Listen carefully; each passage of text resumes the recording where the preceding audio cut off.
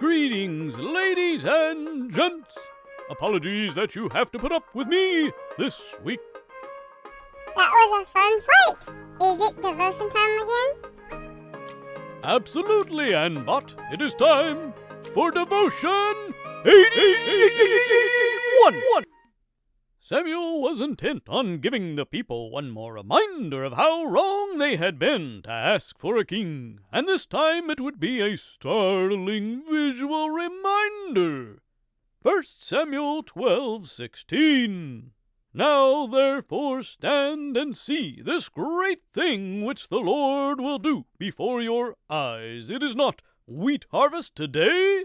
I will call unto the Lord, and he shall send thunder and rain, that ye may perceive and see that your wickedness is great, which ye have done in the sight of the Lord, in asking you a king.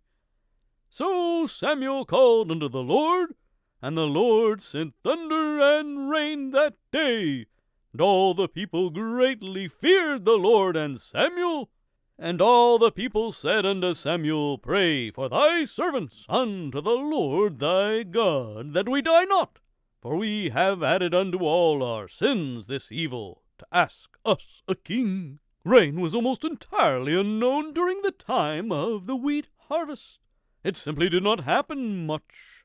And such a violent rain as Samuel called for was clearly a miraculous sign from the Lord of his displeasure with the people. Seeing this, the people asked Samuel to pray for them. Look at his response.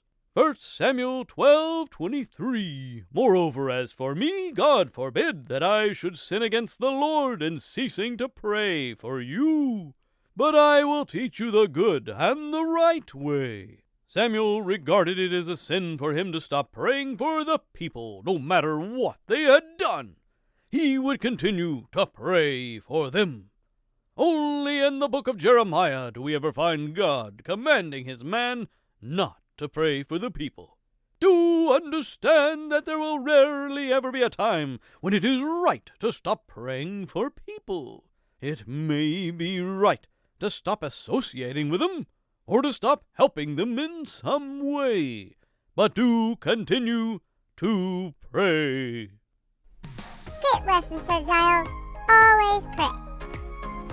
Right you are, cutie pie. Thanks for listening, friends. Have a blessed day.